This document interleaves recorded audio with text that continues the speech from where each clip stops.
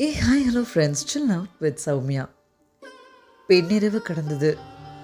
எவ்வியூருக்குள்ள நுழைய இன்னும் எவ்வளவு நேரம் ஆகுமோ தெரியல. இரவும் புதுசில்ல, காடும் புதுசில்ல.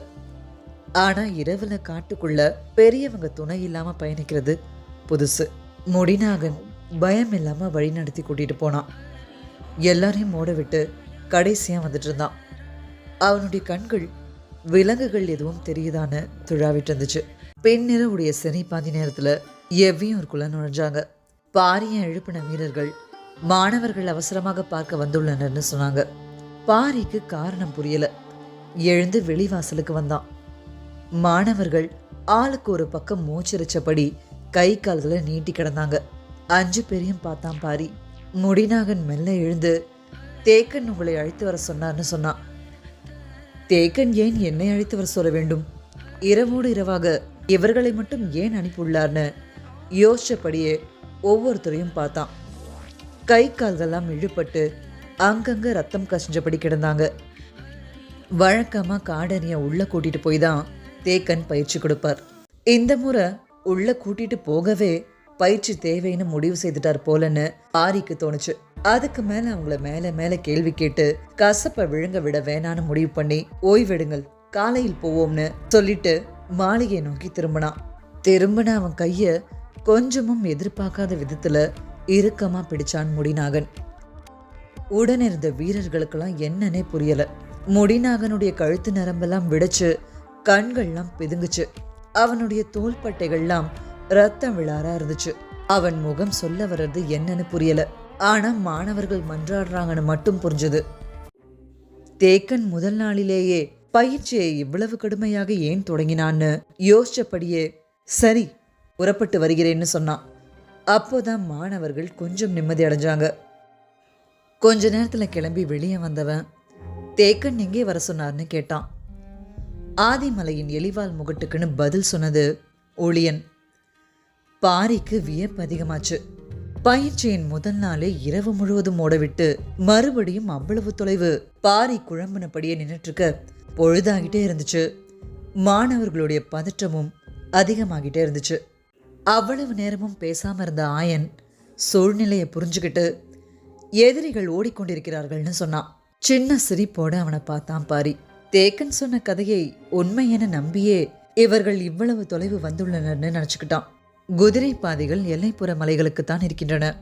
எலிவால் முகட்டுக்கெல்லாம் மனிதர்கள் நடந்து போவதே கடினம். முதல் நாளே இந்த கடின பயிற்சியை ஏன் கொடுத்தான் தேக்கன்? அதுவும் 5 பேருக்கு மட்டும்.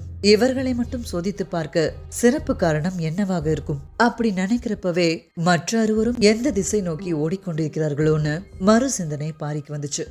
தேக்கனின் நோக்கம் எதுவாகவும் இருக்கட்டும், மாணவர்களை மீண்டும் தேக்கனிடம் கொண்டு சேர்க்கும் வரை நான் தான் அவர்களுக்கு ஆசானாக இருக்க வேண்டும்னு மனசுக்குள்ள முடிவு செஞ்சுக்கிட்டு மாளிகையை விட்டு வெளியேறி வந்தான் பாரி. வீரர்கள் உடன் வர இவர்களே இருளப்பி கிடக்கும் இந்த காட்டுக்குள் தனியாக வந்துள்ளனர். நான் வீரர்களோடு போனால் நன்றாகவா இருக்கும்னு கேட்கவே வீரர்கள் அப்படியே நின்னுட்டாங்க. எவ்வியூருடைய எல்லை தாண்டி காட்டுக்குள்ள இறங்கும் போது மறுபடியும் மாணவர்களுடைய கால்கள் வேகம் எடுத்துச்சு. பாரி அவங்கள உன்னிப்பா கவனிச்சபடி வந்தான்.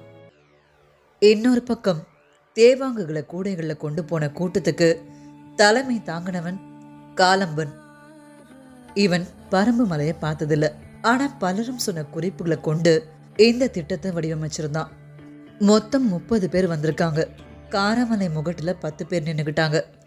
நடுமலை முகட்டுல 8 பேரும், ஆதிமலை முகட்டுல 7 பேரும் நின்னுக்கிட்டாங்க. 5 பேர் மட்டும் கொற்றவை புதர் நோக்கி உள்ள நுழைஞ்சாங்க. வரும்போது யார் கண்ணிலையும் பட்டுடாம படு வேகமா வந்துட முடியும்னு உறுதியா நம்பியிருந்தாங்க. ஆனா தேவாங்க பிடிக்கிறப்போ காவல் வீரர்கள் பார்த்துட்டா தப்பிச்சு போறது எளிதான காரியம் இல்லை. ஏன்னா பரம்பு நாட்டு வீரர்களுடைய ஆற்றல் இணையற்றது.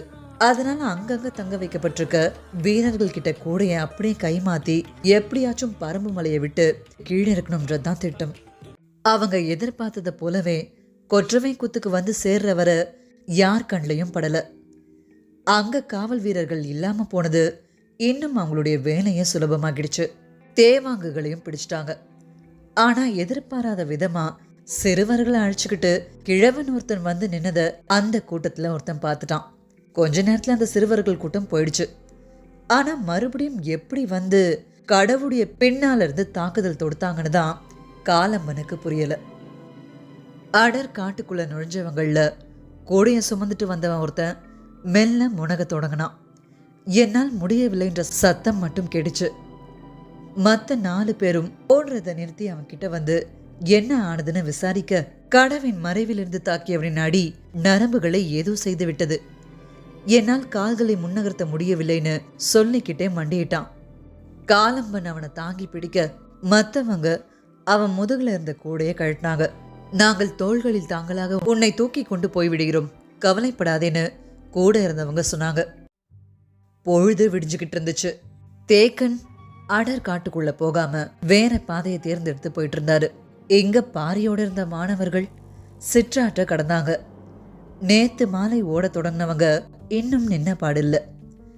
ஏன்னா தேக்கன் சொல்லி அனுப்பின சொல் அவங்கள நிக்க விடாம துரத்துச்சு. அவங்க ஓட்டத்துக்கு ஈடு கொடுத்தபடியே பாரியும் வந்தான். ஒருத்தருடைய நடையையும் வேகத்தையும் கவனிச்சான்.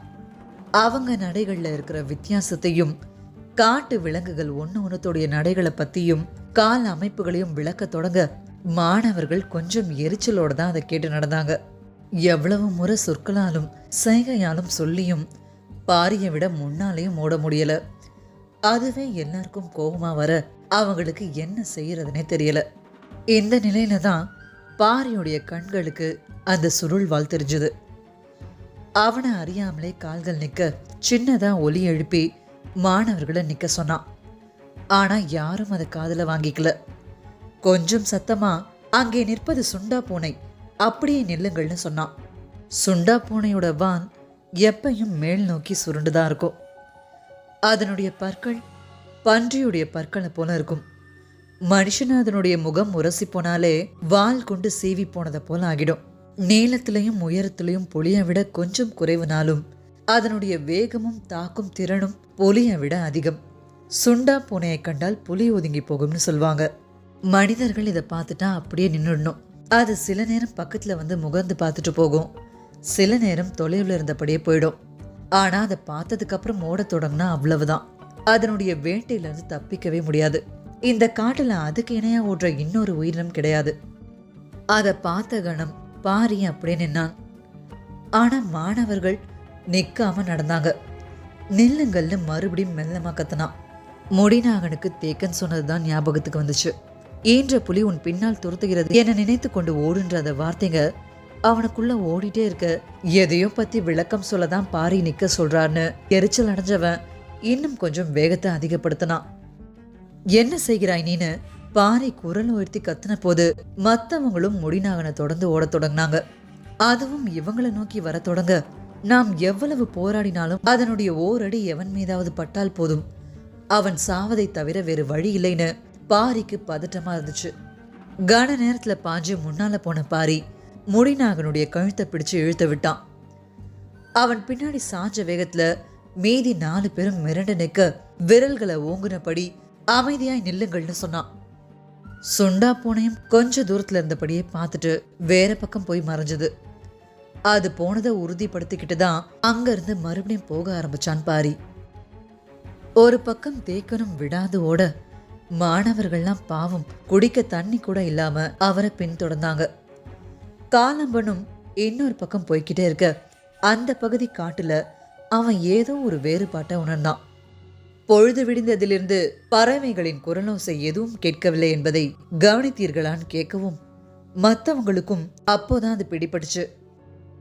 காலம்பனுக்கு அப்போதான் ஒன்று தோணுச்சு, ஒருவேளை இது இரத்த சிலந்தைகள் இருக்கும் காடாக இருக்கலாம், அதனால் தான் பறவைகள் தங்கவில்லைன்னு. ஒரு கணம் எல்லாரும் திகச்சு நின்னுட்டாங்க.